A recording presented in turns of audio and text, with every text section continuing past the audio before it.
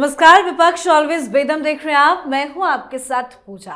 विपक्ष की एकजुटता का जिम्मा क्या ममता बनर्जी संभालेंगी, ये सवाल बड़ा है, क्योंकि बंगाल चुनाव नतीजों के बाद ममता बनर्जी ने विपक्षी गठबंधन की एकजुटता का संदेश कई बार दिया है। खबर तो यह है कि विपक्षी गठबंधन के दलों की महत्वपूर्ण बैठक 6 जून को दिल्ली में होने जा रही है, जिसमें शामिल होने के लिए ममता बनर्जी खुद दिल्ली पहुंच रही हैं। माना जा रहा है कि बैठक में केवल बीजेपी के खिलाफ रणनीति ही नहीं, बल्कि विपक्षी दलों के राजनीतिक भविष्य और गठबंधन की दिशा पर भी चर्चा हो सकती है। आज फेसबुक पर लाइव आकर ममता बनर्जी ने कहा भी है कि हम लड़ने के लिए पूरी तरह से तैयार है और अंत तक नहीं हार मानेंगे। ममता बनर्जी ने कहा कि इंडी गठबंधन जल्द ही बैठक कर आगे की रणनीति तय करेगा। उन्होंने विपक्षी एकता पर जोर देते हुए कहा कि लोग अभी भी उनके साथ है और टीएमसी वापसी करेगी। तो विपक्षी दलों में आखिर चल क्या रहा है, इस पर चर्चा करेंगे। साथ ही सवाल यह भी है कि क्या अभिषेक बनर्जी पर हुए हमले के बाद विपक्षी इंडी गठबंधन को क्या कोई नई ऊर्जा मिलती दिखाई दे रही है, क्योंकि अभिषेक बनर्जी के हमले को लेकर राहुल गांधी, अखिलेश यादव, केजरीवाल ने ममता बनर्जी का साथ दिया है। तो इसे भी समझेंगे। चर्चा के लिए मेरे साथ स्टूडियो में मौजूद हैं कैपिटल टीवी के editor in chief doctor Manish Kumar और एग्जीक्यूटिव एडिटर राजीव जी। सर, आप दोनों का बहुत बहुत स्वागत है। धन्यवाद। सर, 6 तारीख को दिल्ली में बताया जा रहा है कि इंडिया अलायंस की बैठक होनी है। क्या रणनीति बना रही है ममता बनर्जी? देखिए, बहुत सारे लोग और बहुत सारे पत्रकारों का एक वर्ग जो है वो खड़ा हो गया है। वो ये बता रहा है कि ममता बनर्जी क्या इंडी गठबंधन को लीड करेंगी। मूर्खता का इससे ज्यादा बड़ा उदाहरण हो नहीं सकता। राहुल गांधी जिस पार्टी का नेशनल प्रेजेंस है, 4 राज्यों में सरकार है, आप ये कह रहे हो कि वो साइड हो जाएगा और ममता बनर्जी अपोजिशन का चेहरा हो जाएगी, जो अभी अभी दुत्कारी गई है। ममता बनर्जी के कहने से तो काम नहीं चलेगा ना कि हम वापस होंगे। लोग चोर चोर कह रहे हैं आपको। अब कांग्रेस वाले की रणनीति को समझिए। राहुल गांधी ने कॉल किया ममता बनर्जी को, वो किस लिए? ये एहसास दिलाने के लिए। ये चुनाव से पहले राहुल गांधी ने तो पहले डिक्लेयर कर दिया था कि ममता बनर्जी की गलतियों की वजह से बीजेपी आ रही है। ये तो उन्होंने बकायदा बयान दे दिया। अब वो ये फोन जो था कि आपको बड़ा दिक्कत, ये ठीक नहीं है, अभिषेक बनर्जी पिट गया है ना। यही अभिषेक बनर्जी राहुल गांधी जब कहते थे वोट चोरी है, तो पार्लियामेंट में से कार के साथ खड़े होकर के कहते कि अगर भाई जिसको राहुल गांधी को लगता है कि वोट चोरी हो रही है तो आप सबूत दो। राहुल गांधी कहते थे कि भाई ईवीएम गड़बड़ है, तो ये कहते भाई ये सब बेकार की बातें, राहुल गांधी को समझ में नहीं आता है। तो राहुल गांधी बड़े प्यार से उनको बता रहे कि now you are a junior player. बीच में जिस तरीके से ममता बनर्जी ने एक रणनीति तैयार की थी, उनको ये लग रहा था कि बंगाल हम फिर से जीत जाएंगे, तो अखिलेश यादव, केजरीवाल, तेजस्वी, ममता बनर्जी, ये इंडी गठबंधन के अंदर एक अलग ब्लॉक और इस तरह की बातें चल रही थी कि कांग्रेस को छोड़ के विपक्ष का एक अलग जो है गुट तैयार किया जाए। कांग्रेस पार्टी को पता नहीं था क्या? ममता बनर्जी बंगाल में तो गई, अभी ये कांग्रेस पार्टी की पहल से 6 तारीख को बैठक बुलाई जा रही है। कांग्रेस पार्टी से ज्यादा खुश कोई नहीं है कि ममता बनर्जी हार गई है। क्यों? 2029 में राहुल गांधी अब एकमात्र चेहरे बच गए हैं, बाकी सब डिस्क्रेडिटेड हो गए हैं। एक समस्या आएगी। समस्या ये आने वाली है कि डीएमके क्या करेगी। अगर डीएमके उस इंडी गठबंधन में की बैठक में नहीं आई, सबसे पहला सवाल भाई इंडी गठबंधन की 6 तारीख को बैठक है, कौन कौन लोग आ रहे हैं? बाकी की कहानी तो बाद में। कौन कौन लोग आ रहे हैं? क्या शरद पवार की पार्टी आएगी? उद्धव ठाकरे आएंगे क्या? केजरीवाल आएंगे क्या? तेजस्वी आएंगे क्या? और डीएमके और वामपंथी वो तो ऑलरेडी डिस्टेंस अपना बना चुके हैं। तो कई सारे सवाल हैं। एक तरफ भारतीय जनता पार्टी 2029 की तैयारी में, आप देखिए लगातार पिछले 3-4 दिनों से बैठक चल रही है। इस बैठक का कोई तत्काल एम नहीं है। 2029 की तैयारी अभी से शुरू हो गई है और इधर माथा फोड़ाफोड़ी चल रहा है। सिर्फ ममता बनर्जी के ही आने की खबर है, बाकी कौन आएगा कौन नहीं आएगा उसकी कोई जानकारी सामने नहीं आई है। बस ममता बनर्जी का ये दिल्ली दौरा होगा, दिल्ली विजिट करेंगे, या वाकई में ये जो बार बार विपक्षी गठबंधन की एकजुटता की बात की जा रही है, वाकई में कोई मीटिंग होनी है क्या? देखिए, ममता बनर्जी या पूरे अपोजिशन पार्टी में अगर देखा जाए तो पूरे अपोजिशन पार्टी में इनके लिए एक विलेन है प्रधानमंत्री मोदी कि नहीं, इनसे चुनौती है, इनके खिलाफ लड़ना है। लेकिन आपस में अगर इंडी गठबंधन को देखा जाए, जो इंडी के जितने पार्टनर हैं उनके लिए दो बड़े विलेन हैं, एक राहुल गांधी, एक ममता बनर्जी।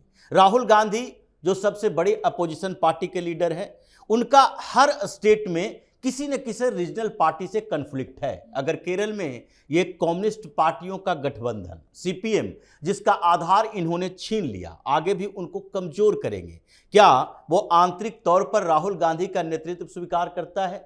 सीपीएम क्या ममता बनर्जी का नेतृत्व स्वीकार करेगा, या फिर ममता बनर्जी के साथ तो बैठना नहीं चाहते? भले ही बाहर में ये सीपीएम सीपीआई वाले कह दें कि नहीं, विपक्ष को एकजुट होना पड़ेगा क्योंकि मोदी से लड़ना है, लेकिन विपक्ष में एक दूसरे से लड़ना है तो एकजुट कैसे होंगे? लेकिन कुछ ऐसी पार्टियां हैं जिसके साथ कांग्रेस का सीधा ये 36 का आंकड़ा चल रहा है। क्या पंजाब में अभी चुनाव होने वाला है? जैसे ममता बनर्जी ये पश्चिम बंगाल चुनाव से 6 महीना पहले कांग्रेस से दूरी बनाकर रखती थी कि नहीं, कांग्रेस के साथ दिखे, इसका मतलब है कि आपको कंप्रोमाइज माना जाएगा कि कांग्रेस और टीएमसी कंप्रोमाइज कर चुकी है पश्चिम बंगाल में, तो ये मुसलमान जो हैं हमारे साथ रहने के साथ साथ कांग्रेस के साथ भी चले जाएंगे। पंजाब में तो वही स्थिति होने वाली है। दूसरी तरफ वो पार्टियां जो कि सीधे तौर पर इंडी अलायंस की पार्टनर नहीं है, लेकिन वो क्या कर रही है, अभी स्टालिन इंडी अलायंस से बाहर हैं। वो राहुल गांधी के खिलाफ, कांग्रेस के खिलाफ सीधे चिट्ठी लिख चुके हैं। तो विजय को बुलाओ इंडी अलायंस की बैठक में, उनके टीवीके को बुलाओ, नया पार्टनर बना है कांग्रेस का तो उसको बुला लो। क्योंकि स्टालिन अगर अपने किसी प्रतिनिधि को भेजेंगे तो इसका मतलब होगा कि पूरे इंडी अलायंस की बैठक में वो राहुल गांधी को बेइज्जत करने के लिए आ रहा है कि देखो ये कितनी धोखेबाज पार्टी के नेता है जो एक दिन भी इंतजार नहीं करता, सत्ता जहां दिखी वहीं पर 30 सालों का संबंध छोड़कर चला गया। तो जो अभी इंडी अलायंस की स्थिति है उसमें अभी पटनायक की पार्टी न्यूट्रल, जगनमोहन रेड्डी की पार्टी न्यूट्रल, बगल में ये तेलंगाना के अंदर बीआरएस पूरी तरह से मान चुकी है कांग्रेस से लड़ना है, उसने 10-10 हमारे एमएलए चुरा लिए हैं, अभी प्रधानमंत्री मोदी के साथ खड़े हैं। यानी बीजेपी के साथ वो पुराने आधार पर जो 2019 के लोकसभा चुनाव से पहले था कि समर्थन देंगे मुद्दा आधारित, तो ये सारी पार्टियां तो इधर आ चुकी है। उसके बाद जो बची हुई इंडिया अलायंस के पार्टनर है उसमें ये बात पता चल रहा है, स्टालिन तो कह दिया कि भाई हमें अलग करो, इंडिया अलायंस वाले के साथ नहीं बैठेंगे, ये विपक्ष के साथ नहीं बैठेंगे, कांग्रेस के साथ नहीं बैठेंगे। उसी तरीके से कुछ और पार्टियां हैं वो कह रही है कि नहीं, विपक्ष में अगर राहुल गांधी अपने एजेंडे पर आगे चलेगा तो हमें बीच का रास्ता अपनाना चाहिए। हम अपने अपने स्टेट में काम करते हैं, हम नेशनल पॉलिटिक्स में राहुल गांधी का पिछलग्गू नहीं बन सकते। तो अभी इंडी अलायंस में ये लगभग 7-8 पार्टियां ऐसी है जो बड़ी पार्टियां, अपने अपने स्टेट की बड़ी पार्टियां हैं। तकरीबन 43-44 सांसद इसके साथ हैं। वो तो पहले ही कह चुका है कि नहीं, इन लोगों के गुट में नहीं रहो, हम अपना अलग गुट बनाएंगे जो समर्थन या विरोध मुद्दा के आधार पर करेंगे। तो ये तो पीएम मोदी के साथ खड़े हैं। तो ये राहुल गांधी अगर बनाएंगे भी गठबंधन तो आगे स्थिति ये रहेगी कि 2029 में तमिलनाडु में किसके साथ चुनाव लड़ोगे, और ममता बनर्जी के साथ चुनाव लड़ोगे या कम्युनिस्टों के साथ लड़ोगे, केरल में कम्युनिस्टों के खिलाफ लड़ोगे या किसके साथ लड़ोगे। अभी ये कंफ्यूजन ऐसा चल रहा है, मीटिंग हुई भी तो इन लोगों के बीच केवल गाली गलौच हो सकता है, सहमति नहीं बन। बिल्कुल, देखते हैं कि 6 तारीख की प्रस्तावित मीटिंग हो पाती है या नहीं। लेकिन सर, ये जो अभिषेक बनर्जी पर अटैक हुआ उसके बाद चाहे वो राहुल गांधी हो या अरविंद केजरीवाल हो, तेजस्वी यादव हो, अखिलेश यादव हो, सबका एक एक करके सोशल मीडिया पर स्टेटमेंट भी आया, ट्वीट भी आया और किसी ने ममता बनर्जी से बातचीत भी की। क्या इससे ये माना जाए कि ममता बनर्जी को समर्थन बहुत ज्यादा मिल रहा है? और साथ ही कपिल सिब्बल का बयान, वो तो वाकई में बहुत घिनौना है, उस पर भी एक रिएक्शन आपसे। देखिए, कपिल सिब्बल जो है ना, ये कोई 60-62 करोड़ रुपए ममता बनर्जी ने खर्च किए अपनी legal team, Kapil Sibal and all. तो ये माल के पुजारी हैं। खाता बंद हो गया, केजरीवाल का भी खाता बंद हो गया। नहीं तो यहां से भी इन लोगों ने खूब कमाया, इधर से भी खूब कमाया। अब माल जो है वह आना बंद हो गया, तो अब खींच में तो कुछ तो कहेंगे। आप कह रहे हो कि अंडे से मारा गया, ये जानलेवा हमला हो गया, ये कौन सी वकालत आप करते हो? यही इस तरह के कुतर्क देते देते के चक्कर में जो है कपिल सिब्बल को केस नहीं जीत पाते। अंडा से जानलेवा हमला होता है, मतलब मूर्खता की कोई पराकाष्ठा। टमाटर से जान लिया जाता है, या दिल्ली में बैठे बैठे इन लोगों ने कभी बंगाल का रुख नहीं किया, वहां बॉम्ब चलते हैं। ममता बनर्जी ने बॉम्ब मेकिंग को वहां का कुटीर उद्योग बना दिया था। और इतना डेमोक्रेसी के प्रति आपका जो संवेदना अचानक से जागृत हुआ है, तो जब हिंदुओं को काटा जा रहा था, हिंदू महिलाओं को रेप किया जा रहा था, तब आपको ये हिंदुस्तान में रहने लायक नहीं है। ये जाइए बाहर, कौन रोक रहा है? कौन रोक रहा है आपको? आपके नहीं रहने से यहां हिंदुस्तान का कुछ नहीं बिगड़ने वाला है। आप लोग जैसे जिस तरीके से समाज में अपनी लालसा, अपना पैसा, अपना राज्यसभा का टिकट, उस चक्कर में जितनी वैमनस्यता अलग अलग कम्युनिटीज के बीच इन वकीलों के द्वारा फैलाया गया है। लोग कहते हैं 14 के बाद बदल गया, बदलेगा नहीं। आप सुप्रीम कोर्ट में जाकर के कहते हो नहीं नहीं नहीं, जैसा आप अभी राम मंदिर का फैसला मत दीजिएगा, 2019 के चुनाव के बाद दीजिएगा। क्यों भाई? हर जगह राजनीति। तो ये इस तरह के लोग जो हैं वो अपने आप में प्रोफेशन को भी कलंकित करते हैं। क्योंकि आप देखिए ना, इस देश का तो परंपरा अलग है।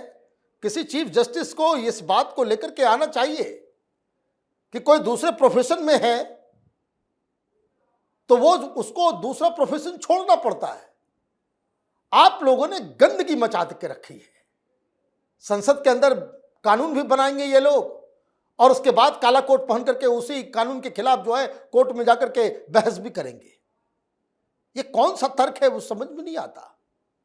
तो ममता बनर्जी के जो कहते हैं नमक अदायगी, और इतना खिन्न हो गए कि बोलो कि देश रहने लायक नहीं है।